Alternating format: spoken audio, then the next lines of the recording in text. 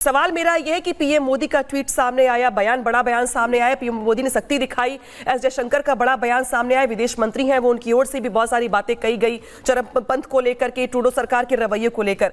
लेकिन कांग्रेस की ओर से जब हम बात करते हैं या हम इंडी गठबंधन के नेताओं की बात करते हैं, चाहे राहुल गांधी की बात कर ले या बाकी अखिलेश यादव हो, ममता बनर्जी हो, बाकी जो नेता हैं उनकी ओर से बयान निकल के सामने नहीं आता। बांग्लादेश पे चुप्पी हिंदुओं पे अत्याचार को लेकर, कनाडा में चुप्पी हिंदुओं पे अत्याचार को लेकर, तो ये चुप्पी सवाल खड़े करती है ना कि आखिर स्टैंड क्या है आपका हिंदुओं पे अत्याचार को लेकर के। इस पर आपका जवाब।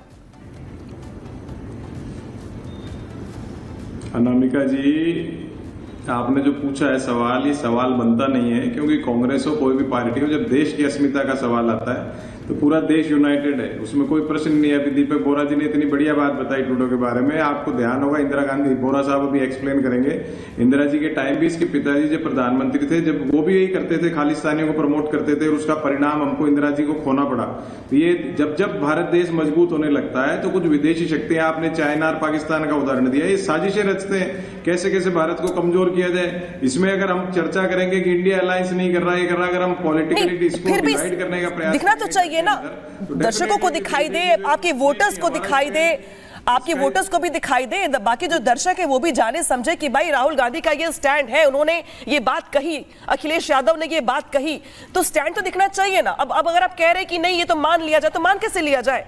पीएम मोदी ने सामने आकर ट्वीट किया, बातें कही, एस जयशंकर का बड़ा बयान आया, उन्होंने बाकायदे इस पे बयान जारी किया, तो कुछ तो दिखाई देना चाहिए फ्रंट पर कि भाई राहुल गांधी का ये स्टैंड है, चाहे वो जो भी हो उनका स्टैंड, वो उनकी अपनी मर्जी है, दिखना तो चाहिए कम से कम। अनामिका जी, जब फॉरेन पॉलिसी की बात आती है तो प्रधानमंत्री और विदेश मंत्री का जो स्टैंड होता है पूरे देश का स्टैंड होता है, अलग से किसी को स्टेटमेंट जारी करने की आवश्यकता नहीं होती है, ना करना चाहिए। आपने बात की वोटर्स को दिखना चाहिए, वोटर्स का मतलब ही नहीं है इंडिया को दिखना चाहिए, इंडिया को दिख रहा है, हिंदुस्तान का प्रधानमंत्री, हिंदुस्तान का विदेश। सर मैं कुछ बोल दूंगी तो आपको चुभ जाएगा, फिलिस्तीन को लेकर, गाजा को लेकर तो आप ये बात नहीं कहते, फिलिस्तीन को लेकर, गाजा को लेकर के तो आप ये बात नहीं कहते हैं, आपका अलग स्टैंड होता है, उस पर आप सवाल खड़े करते हैं, कहते हैं कि भाई वहां जो हो रहा है गलत हो रहा है, लेकिन इस पर आप कहते हैं कि भाई स्टैंड मान लिया जाए जो भारत का स्टैंड है। आपके पास लौटूंगी मैं, लौटूंगी सर, लौटूंगी। शैलेश तिवारी जी आपके पास आ रही हूं मैं। एक नारा जो देश में दिया गया, भारत के भीतर दिया गया मुख्यमंत्री योगी की ओर से कि एक रहेंगे नेक रहेंगे, ये नारा गूंज रहा है। अब कनाडा में भी जहां पे हिंदू प्रदर्शन कर रहे थे उनकी ओर से भी ये नारा दोहराया गया। तो क्या बांग्लादेश टू कनाडा, एक रहेंगे तो ही सेफ रहेंगे, इसको मान लिया जाए? देखिए अनामिका बहन, आज जरूरत है पूरे सनातनियों को एकजुट होने की।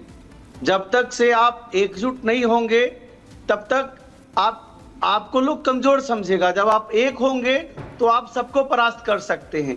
दूसरी बात मैं यह कहना चाहता हूं कि आज पूरे भारत में यह सिद्ध हो चुका है कि जितनी भी विपक्षी पार्टियां हैं, चाहे वह कांग्रेस पार्टी हो, समाजवादी पार्टी हो, टीएमसी हो, डीएमके हो, सभी सनातन विरोधी हैं, हिंदू विरोधी हैं। क्योंकि बांग्लादेश हो अथवा कनाडा हो, दोनों जगह सिर्फ हिंदुओं को टारगेट किया गया है, और देश की जो पार्टियां, विपक्षी पार्टियां, वह अपने जुबान नहीं खोल रही हैं, चाहे वह टीवी चैनल पर हो, चाहे ट्वीट पर हो। रोज ट्वीट करते थे, अगर फिलिस्तीन की बात हो तुरंत ट्वीट करते हैं। वरुण जी कुछ कह रहे हैं, मैं लौटूंगी वरुण जी आपके पास आऊंगी, जवाब लूंगी आपसे, जवाब लूंगी आपसे वरुण जी। बहुत मुसलमानों के ऊपर अत्याचार हो रहा है, लेकिन आज जब हिंदुओं के ऊपर कनाडा में अत्याचार हो रहा है, बांग्लादेश में अत्याचार हो रहा है, तो जितने विपक्षी पार्टियां हैं सभी सोए हुए हैं। फॉरेन पॉलिसी एक एक करके फॉरेन पॉलिसी की यहाँ बात नहीं है। यहाँ आप जुबान खोलते हो, ट्विटर पर आप विरोध जताते हो। आप बताओ वरुण पुरोहित जी, कांग्रेस पार्टी ने क्या कोई विरोध जताया? हम सनातनी लोग और भारतीय जनता पार्टी वरुण जी जवाब दीजिए, करते हैं, यूनाइटेड नेशन तक आवाज पहुंचाते हैं, लेकिन वरुण जी जवाब कोई भी विपक्षी पार्टी सब मुस्लिम तुष्टीकरण में लगे, तो मुस्लिम जो है रहनुमा बने हुए हैं और खालिस्तानियों के रहनुमा बने हुए हैं। शैलेश जी जवाब तो ले लीजिए, शैलेश जी जवाब ले लीजिए। ये जवाब है क्या? ये जवाब है? मैं भी कह दूं मोदी जी ऐसे वो ऐसे कैसी बातें करते हो फॉरेन पॉलिसी के मैटर में? आज भारत में जरूरत है एकजुट होने की। एक एक करके बोलिए सर, आप लोगों का सवाल जवाब भी तो दर्शक सुन पाए। आरपी सिंह जी, मैं आपके पास आ रही हूं। कांग्रेस का ये कहना है कि जो स्टैंड होना चाहिए, राहुल गांधी बड़े नेता है, विदेशों में जाते भी है, वो विदेशों में इंटरव्यूज भी देते हैं, अपना तमाम व्यूज रखते हैं वो अलग अलग मुद्दों को लेकर, लेकिन जब बात आती है कनाडा में हिंदुओं पे हमले को लेकर या बांग्लादेश में हिंदुओं पे हमले को लेकर, तो वरुण पुरोहित जी का कहना है कि जो स्टैंड भारत सरकार का है वही मान लिया जाए। सहमत है इससे आप, या आपको लगता है कि नहीं, कनाडा में जो हिंदुओं पे हमला हुआ इस पर पार्टी को बोलना चाहिए, कांग्रेस को बोलना चाहिए, अखिलेश यादव को बोलना चाहिए, ममता बनर्जी को बोलना चाहिए? मैं राहुल गांधी का उस बयान का आपका ध्यान दिलाता हूँ जिस पर कहा सिखों को कड़ाई पहनने दी जाता है, पगड़ी नहीं बांधने दी, गुरुद्वारे दिया। और जब ये बोला और कहा सिखों को देश में कष्ट है, उससे पहले गए तो बोला था सिखों को सेकंड क्लास सिटीजन की तरह ट्रीट किया जाता है। एग्जैक्टली यही बात उन्होंने बोला धन्यवाद राहुल गांधी जी, आपने हमारी जो हम कहते थे सिखों को कष्ट, देखो LOP leader of opposition Hindustan का ये कह रहा है और ये तकलीफ हमारी है, इसलिए हम खालिस्तान की मांग कर रहे हैं। तो इसलिए तो नहीं बोल रहे वो, ये कहीं ना कहीं मुझे लगता है कहीं ना कहीं अंदर खाते कि ऐसा तो नहीं हो रखा कि तार जोड़ रखे हो कहीं ना कहीं।